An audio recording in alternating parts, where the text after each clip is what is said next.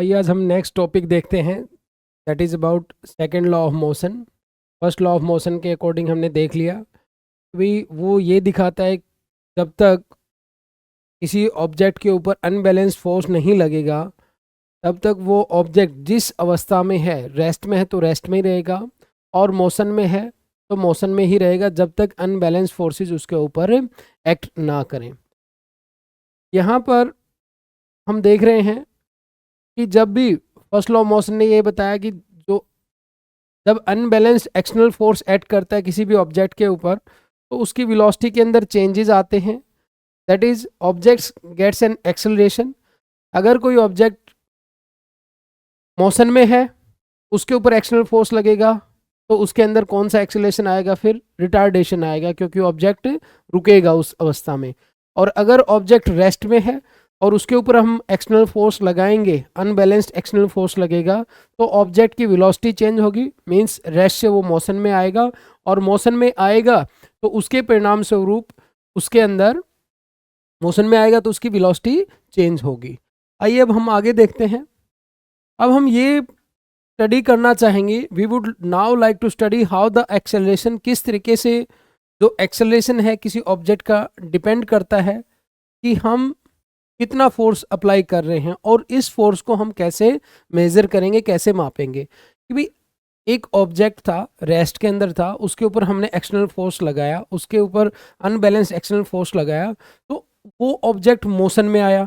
अब मोशन में आया, कुछ वेलोसिटी उसने गेन की, वेलोसिटी गेन की तो एक्सेलरेशन कितना उसके अंदर आया। अगर हमने उसको बहुत ज़्यादा पुश किया है, बहुत ज़्यादा एक्सटर्नल फोर्स लगाया है, तो उसके अंदर एक्सेलरेशन ज़्यादा आएगा। और हम अब सेकेंड लॉ ऑफ मोशन से कैलकुलेट करने की कोशिश करेंगे कि उस फोर्स को कैसे मापा जाए। आइए हम रोज़मर्रा की ज़िंदगी के कुछ ऑब्जर्वेशंस को देखते हैं एवरीडे लाइफ से। जब आप गेम खेल रहे हैं टेबल टेनिस का और बॉल हिट करता है किसी प्लेयर को, तो उस प्लेयर को उतना ज़्यादा हर्ट नहीं होता, चोट नहीं लगती। दूसरी तरफ on the other hand means दूसरी तरफ जब भी कोई fast moving cricket ball hit करता है किसी दर्शक को, स्पेक्टेटर क्या होता है? कोई भी जो उस मैच को देख रहा है उसको हम स्पेक्टेटर कहते हैं, तो उसको चोट भी लग सकती है। ठीक है। इवन आगे देखिए, ए ट्रक एट रेस्ट, कोई भी जो ट्रक है खड़ा है रेस्ट में है तो does not require any attention, कोई भी हमें ज़रूरत नहीं है कि हम उसकी तरफ, रोड साइड में खड़ा है तो हम उसकी तरफ ध्यान नहीं देते हैं। बट अगर मूविंग ट्रक है और उसके अंदर थोड़ा सा भी मोशन है as low as 5 metre per second, तो हम बड़े चिंतित भी हो जाते हैं अगर वो हमारी तरफ आ रहा है। तो अगर उस रास्ते के अंदर कोई व्यक्ति खड़ा है उसके रास्ते के अंदर, और भले ही ट्रक की स्पीड 5 मीटर पर सेकेंड क्यों ना हो, तो भी वो खतरनाक हो जाता है। क्या कारण है उसको भी हम देखेंगे, इसका क्या रीज़न हो सकता है। उसका रीज़न क्या होगा भाई? उसका क्योंकि उसके पास मोमेंटम होगा और वो मोमेंटम हर्ट कर सकता है किसी पर्सन को। ट्रक के पास मास ज़्यादा है, थोड़ी सी वेलोसिटी भी है उसके पास, वो भी खतरनाक हो सकती है। एक और एग्जांपल देखिए, एक जो स्मॉल मास है एक बुलेट का, वो भी किसी पर्सन को किल कर सकती है अगर उसको गन से फायर किया जा रहा है। क्यों? क्योंकि उस केस में उसकी वेलोसिटी बहुत ज़्यादा होती है जब बुलेट को गन से फायर किया जाता है। अब यहाँ पर ये ऑब्जर्वेशन ये सजेस्ट करती हैं कि इम्पैक्ट कितना हो रहा है, ये वर्ड अंडरलाइन कर लो, impact. Impact produced by the object depend on their mass and velocity, कि भाई किसी के ऊपर प्रभाव कितना पड़ रहा है। जो हमने अब तक ये एग्जाम्पल देखे हैं, इन सब के एग्जाम्पल्स के अंदर एक बात कॉमन है कि हम ये देखना चाहते हैं कि उसका जो मोशन, ट्रक का हम देख रहे हैं, हमने टेनिस बॉल का देखा केस, या फिर एक क्रिकेट बॉल है किसी दर्शक को हिट कर रही है स्पेक्टेटर के केस में, या फिर हम यहाँ पर एग्जांपल ले रहे हैं कि भाई आपका बुलेट का, गन का लिया जो फायर की जाती है। इन सभी के अंदर हम क्या कॉमन पॉइंट देख रहे हैं? दैट इज इम्पैक्ट, उसका प्रभाव कितना है पड़ रहा है। और इम्पैक्ट किस बात पे डिपेंड करता है? इम्पैक्ट दो बातों पे डिपेंड करता है, मास और वेलोसिटी के ऊपर। तो इम्पैक्ट किस किस पे डिपेंड कर रहा है? मास एंड वेलोसिटी के ऊपर। सिमिलरली इस तरीके से अगर कोई ऑब्जेक्ट है जिसको एक्सेलरेशन दिया जाना है, similarly if an object is to be accelerated, is to be जिसको एक्सेलरेट किया जाना है, मीन्स जिसके अंदर हमें वेलोसिटी में चेंज लेके आना है, we know that a greater force is required to a greater velocity. अगर हमें किसी चीज़ को बहुत ज़्यादा वेलोसिटी देनी है तो उसके लिए हमें फोर्स भी ज़्यादा लगाना पड़ेगा। आपका फ्रेंड आपको धकेलने की कोशिश कर रहा है, तो अगर उसको आपको बहुत तेज़ी से धक्का मारेगा तो क्या होगा, उसको भी फोर्स ज़्यादा लगाना पड़ेगा। आप एक बॉल को लेते हैं, आप बॉल को फेंकते हैं, एक नॉर्मली बॉल फेंकते हैं अपने फ्रेंड के पास जो आपके जस्ट बगल में खड़ा है, और एक बाउंड्री पे खड़ा है, उसको कैच देना है, आपको थ्रो कर रहे हैं, तो आपको ज़्यादा फोर्स लगाना पड़ेगा, ज़्यादा वेलोसिटी उस बॉल को देनी पड़ेगी, तभी वो वहाँ तक पहुँचेगी। तो दूसरे शब्दों में क्या कह रहा है भाई, there appears to exist some quantity of importance that combines the objects mass and velocity. ये जो कोई ना कोई ऐसी क्वांटिटी है, फिजिकल क्वांटिटी है जो मास और वेलोसिटी को कंबाइन करती है, इन दोनों के प्रभाव को स्टडी करने में मदद करती है। और ये जो प्रॉपर्टी है, ये जो प्रॉपर्टी जिसको हम इम्पैक्ट बोल रहे थे, उसको न्यूटन ने बोला क्या, मोमेंटम। अंडरलाइन कर लें, इसको लिख लें, मोमेंटम। मोमेंटम क्या है, न्यूटन के द्वारा इंट्रोड्यूस किया गया। And what is momentum, momentum किसी भी ऑब्जेक्ट का डिफाइन किया जाता है, that is the defined as product of mass and velocity. किसी भी ऑब्जेक्ट के पास मोमेंटम कितना है उसको हम इस बात से देखेंगे कि उसका मास और वेलोसिटी का प्रोडक्ट क्या आ रहा है, ठीक है। और ये हमें बहुत सारे आगे के क्वेश्चंस को करने में मदद करने वाला है मोमेंटम, और इस सेकंड लॉ ऑफ मोशन को भी समझने में मदद करेगा। तो इसको नोट कर लें, momentum is equal to mass into velocity. Momentum के पास दोनों चीज़ें हैं, डायरेक्शन भी है और मैग्नीट्यूड भी है। और जिस भी क्वांटिटी के पास डायरेक्शन और मैग्नीट्यूड होता है तो उसको हम क्या बोलते हैं, वेक्टर क्वांटिटी। दो तरीके की क्वांटिटी है फिजिक्स के अंदर, स्केलर एंड वेक्टर। जिन फिजिकल क्वांटिटीज के पास केवल और केवल मैग्नीट्यूड है उनको हम स्केलर कहते हैं, जिनके पास मैग्नीट्यूड प्लस वेलोसिटी दोनों हैं उनको हम वेक्टर क्वांटिटी कहते हैं। तो मोमेंटम, क्योंकि मोमेंटम के पास वेलोसिटी है और डायरेक्शन है और मैग्नीट्यूड है, तो इसको हम क्या बोलेंगे, वेक्टर क्वांटिटी। और अगर इसकी स्टैंडर्ड इंटरनेशनल यूनिट की बात करें, एसआई यूनिट की बात करें, that is KG metre per second. वो क्या है, केजी मीटर पर सेकेंड है। अगर हम इसकी स्टैंडर्ड यूनिट की बात करें, जो स्टैंडर्ड यूनिट है that is KG metre per second, जो एसआई यूनिट है मोमेंटम की। क्यों है एसआई यूनिट इसकी ये, क्योंकि देखो मास को किस में मापते हैं हम, केजी में, और वेलोसिटी को किस में मापते हैं, मीटर पर सेकंड में। तो इस तरीके से जब ये दोनों का प्रोडक्ट है तो इसकी एसआई यूनिट क्या होगी, केजी मीटर पर सेकंड। उसके अलावा आगे देखिए, the application of N unbalanced force bring a change in the velocity of object, it is therefore clear a force also produces the change of momentum. यहाँ पर हमने देख लिया कि भाई जब भी कोई फोर्स लगाएंगे तो वो वेलोसिटी के अंदर चेंज लाएगा, वेलोसिटी के अंदर चेंज आएगा तो जाहिर सी बात है मोमेंटम के फॉर्मूले में भी वेलोसिटी है। अगर वेलोसिटी में चेंज आ रहा है तो मोमेंटम में भी चेंज आ रहा है। जब भी हम किसी ऑब्जेक्ट के ऊपर वेलोसिटी के अंदर परिवर्तन लाएंगे तो उसके मोमेंटम में भी चेंज आएगा। एक बार वीडियो को पॉज करके इतना रीड आउट कर ले।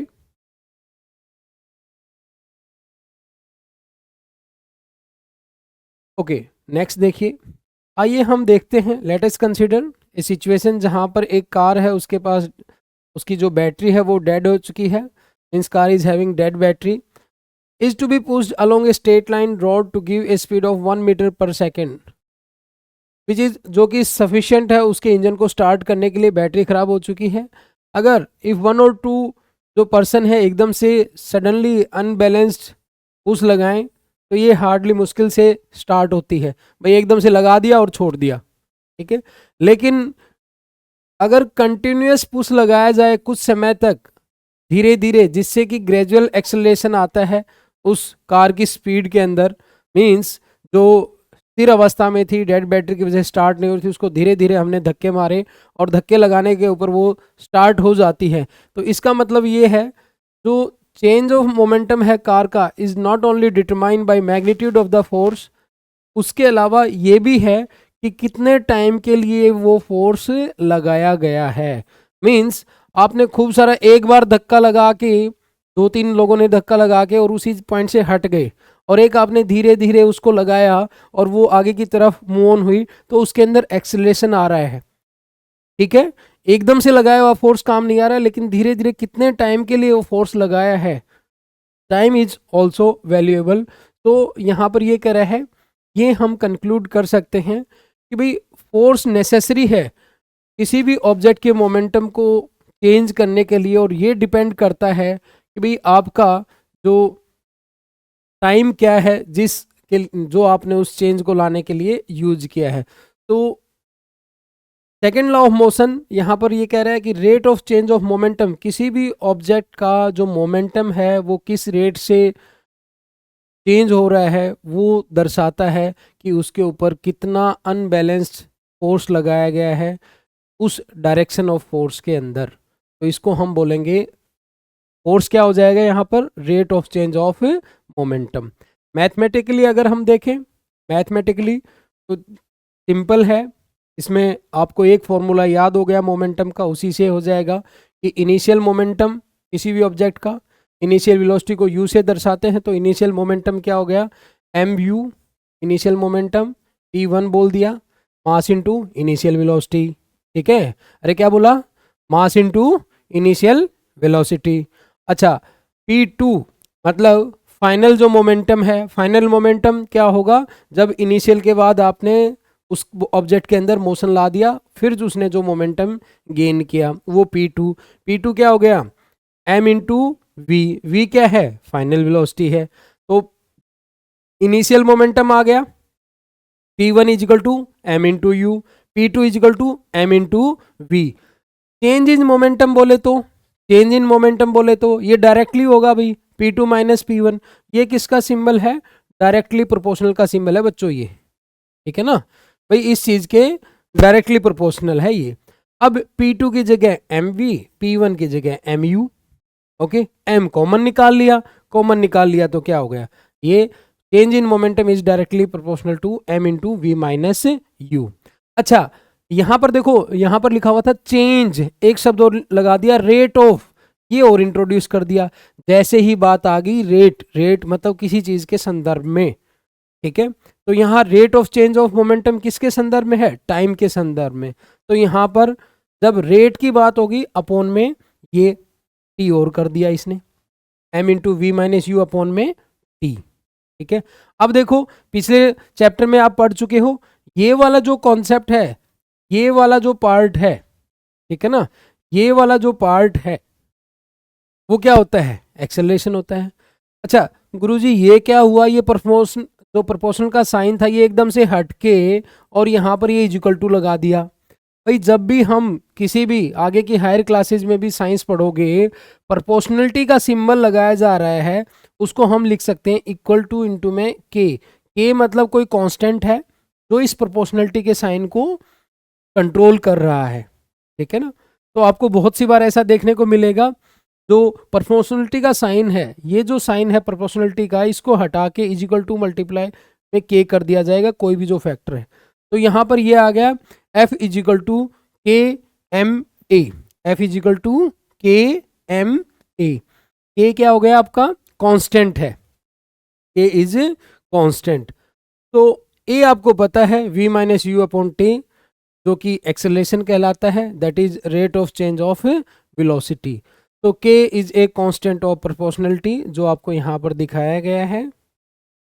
ठीक है, k is a constant, k एक कांस्टेंट है। तो अगर हम बात करें SI यूनिट, ये देखो k is a constant of proportionality, A आपका एक्सेलरेशन हो गया, एक्सेलरेशन आपको पता है v minus you upon T, force is equal to के एम ए। यहाँ पर अगर हम बात करें कि यूनिट फोर्स है किसी ऑब्जेक्ट के अंदर लगाया जा रहा है, तो वहाँ पर k की जो वैल्यू है, k की जो वैल्यू है वो 1 बन जाती है। क्यों बन जाती है, देखो k 1 unit of force, 1 unit of force लगाया गया है, 1 किलो मास का ऑब्जेक्ट था और 1 मीटर पर सेकंड स्क्वायर से उसके अंदर एक्सेलरेशन दिया, तो के ऑल्सो बिकम्स 1। तो ये जो equation F is equal to के एम ए था वो सिंप्लीफाई होके हमारे पास क्या आ जाता है, F is equal to m a, force is equal to mass into acceleration, force is equal to mass into acceleration. यहाँ पर यूनिट ऑफ फोर्स क्या आ गया, kg meter per second square. क्यों, F के लिए k है और एक्सेलरेशन के लिए मीटर पर सेकंड स्क्वायर। तो F इज इक्वल टू, तो फोर्स की जो यूनिट बनेगी वो बनेगी kg meter per second square, या उसका सिंप्लीफाइड वर्जन आप बोल सकते हैं that is equal to Newton N symbol से भी आप इसको दर्शा सकते हैं। तो सेकंड लॉ ऑफ मोशन के अकॉर्डिंग ये जो मेथड है, सेकंड लॉ ऑफ जो न्यूटन है उसके अकॉर्डिंग मोशन में जब भी कोई ऑब्जेक्ट है तो उसका अगर आपको फोर्स निकालना है तो F is equal to M into a, that is force किसी भी ऑब्जेक्ट के ऊपर कितना लग रहा है वो मास और एक्सेलरेशन का प्रोडक्ट हो जाएगा। रोज़मर्रा के जीवन के अंदर आप इसका बहुत जाने अनजाने में फिजिक्स का यूज़ करते हो, कुछ गेम खेलते वक्त भी आप यूज़ करते हैं। फॉर एग्जांपल, जब आप एक क्रिकेट मैच खेल रहे हैं और आपकी तरफ कोई बहुत फास्ट मूविंग बॉल आ रही है, उसको पकड़ के आप थोड़ा सा हाथों को नीचे की तरफ लेके आते हैं, मीन्स बॉल आई और बॉल आपको हिट करेगी। अगर आप यहीं पे ऐसे ही हाथों खड़े रहेंगे एक जगह पर तो बॉल आगे टकरा के आपसे निकल जाने के बहुत ज़्यादा चांसेस हैं कि बॉल ड्रॉप हो जाए। तो आप क्या करते हैं, बॉल को पकड़ते हैं और हाथों को थोड़ा सा नीचे की तरफ लेके आते हैं। Why you are doing so, ऐसा क्यों कर रहे हैं, क्योंकि आपको जो फाइनली बॉल को रोकना है, ठीक है, और उसका जो इम्पैक्ट है, मोमेंटम है, वो एकदम से आपके हाथों के अंदर ट्रांसफ़र होके वापस बॉल ना गिरे, तो इसके लिए आप उसके जो मोमेंटम को लोअर डाउन करने की कोशिश करते हैं। देखिए यहाँ पर while catching a fast moving ball, a fielder in the ground gradually pulls his hands backward with moving ball। वो भी इसीलिए कर रहे हैं ताकि उसका जो rate of change of momentum है, जो इम्पैक्ट है, वो एकदम से ना आए, स्लोली एंड ग्रेजुअली आए। In doing so fielder increase the time during which the high velocity moving ball decreases to 0। तो बॉलर क्या, जो फील्डर है वो क्या कर रहा है, कोशिश कर रहा है कि उस बॉल का जो टाइम है वो थोड़ा सा इंक्रीज हो जाए, जैसे ही हाथों को वो टच कर रही है उसको लोअर डाउन, उसके मोमेंटम की डायरेक्शन में ही हाथों को लेके जा रहा है।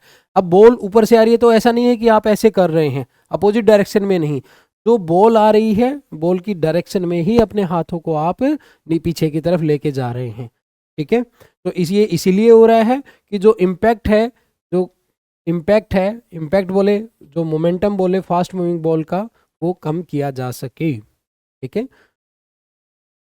If ball is stopped suddenly then high velocity decreases to 0 in a very short interval of time, और rate of change of momentum बहुत ज़्यादा रहेगा, जो large force would have to be applied for holding the catch, और जिससे कि हथेली है वो फील्डर के उसको चोट लग सकती है, हाथों को चोट लग सकती है, क्योंकि वो सारे का सारा इम्पैक्ट अगर एक ही जगह रहे तो आपको उसी टाइम पर उसको हाथों को कैच करना पड़ेगा, और वो जो बॉल की स्पीड का जो मोमेंटम था, ठीक है ना, सारा आपके हाथों को ट्रांसफर होगा। अगर आप उसको थोड़ा सा नीचे की तरफ लेके आ रहे हैं तो जो टाइम है वो आपको मिल जाएगा और इसकी वजह से इम्पैक्ट कम आएगा। इसी तरीके से अगला एग्जाम्पल देखो, अब ये एग्जाम्पल आपको क्लियर है। नेक्स्ट देखिए, यहाँ पर इफ अगर हाई जंप की बात करें, हाई जंप के अंदर जो एथलीट है इवेंट किसी के अंदर, या तो वो किसी बेड, जो क्वेश्चन वाला बेड है जिसके अंदर गद्देदार बेड है उसके ऊपर, या सैंड बेड के ऊपर ही जंप लगाते हैं। ये इसलिए है, this is to increase the time of athlete, जो एथलीट है, जो खिलाड़ी है, वो गिरेगा तो एकदम से अगर हार्ड सरफेस होगा, अगर आप हार्ड सरफेस पे जंप करते हैं तो आपको चोट लगती है, क्योंकि जितनी स्पीड से आप आ रहे हैं वो सारा का सारा मोमेंटम आपके शरीर के अंदर ट्रांसफर हो रहा है, जो आप स्पीड गेन कर रहे हैं वो, ठीक है, क्योंकि आपका मास है, कुछ वेलोसिटी आपने गेन कर ली है m/v, और अगर आप किसी गद्दे के ऊपर या सैंड के ऊपर गिर रहे हैं तो वो आपको उसके अंदर ट्रांसफर होता है और कुछ फ्रैक्शन ऑफ सेकंड का जो टाइम है वो आपको मिल पाता है, जिससे कि आप को इतना चोट नहीं लगता, ठीक है। तो किस तरीके से जो, अच्छा ये आपको थिंक करने के लिए है कि भाई आप विचार करें कि जो कराटे के खिलाड़ी रहते हैं वो जो एक साथ 6 से 7 टाइल्स को तोड़ देते हैं, वो क्या करते हैं उनके अंदर, वो आप देखेंगे कि ऐसे नहीं करते कि लेके आ रहे हैं हाथ को आराम आराम से, खिलाड़ी वही है लेकिन वो एकदम से लाते हैं और फ्रैक्शन ऑफ सेकंड के अंदर जो अपना मोमेंटम है पूरा हाथ का, जितनी स्पीड से लेके आएंगे उसको बहुत कम सेकंड के लिए कोशिश करते हैं कि टच हो, कम से कम मिनिमल टच हो और ज़्यादा से ज़्यादा उनका फोर्स उसके अंदर पास ऑन हो।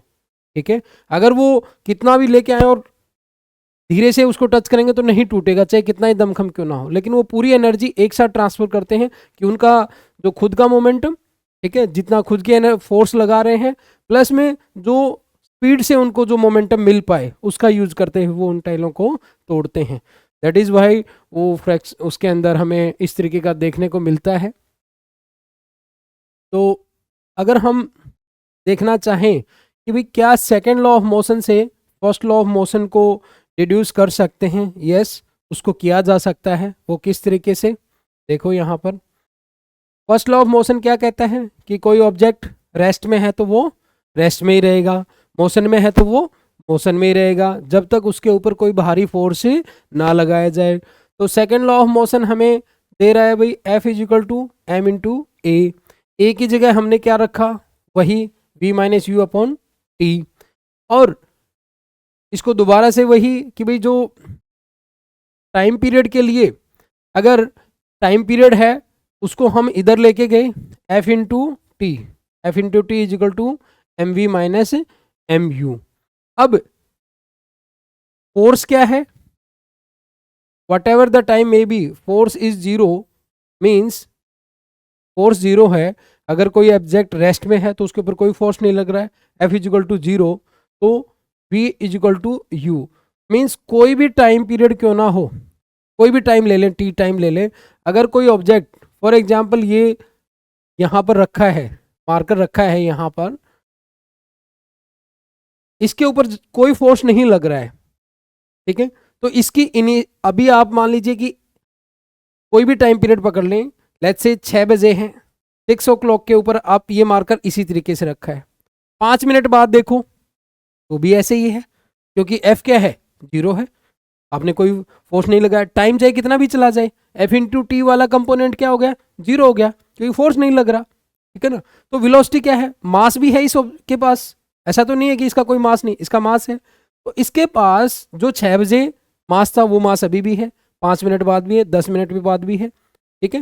जो वेलोसिटी, क्या वेलोसिटी है इसके पास, जीरो है, वही वेलोसिटी 6:10 पे भी है, 6:15 जब तक, हाँ मैंने इसको टच कर दिया बाहर से, एक एक्सटर्नल फोर्स लगा दिया, कितने टाइम के लिए लगाया, तो कहानी बदल जाएगी फिर, ठीक है ना। तो फर्स्ट लॉ ऑफ मोशन यही कहता है, object is in rest will remain in rest until and unless some external force is not applied. If an object is in uniform motion, it will remain in uniform motion until and unless some external force is not. ठीक है, तो ये अभी हमने देख लिया second law of motion को भी, इसका थ्योरेटिकल पोर्शन क्या है, इसके अंदर एसआई यूनिट, फॉर्मूला, मोमेंटम, इन सब चीज़ों को आप बड़े ध्यान से याद कीजिएगा, रीड कीजिएगा और ये आपको अंडरस्टैंड आ जाना चाहिए। इसका एप्लीकेशन पार्ट हमने 3-4 एप्लीकेशंस को देखा है, इसके ऊपर भी क्वेश्चन बनेगा। अभी जो न्यूमेरिकल पोर्शन है जिससे आप बहुत ज़्यादा घबराते हैं वो इसी के ऊपर, इन्हीं फॉर्मूला के ऊपर डिपेंड रहता है, उन्हीं पे निर्भर करता है। So in the next video we will take up the numerical portion, numerical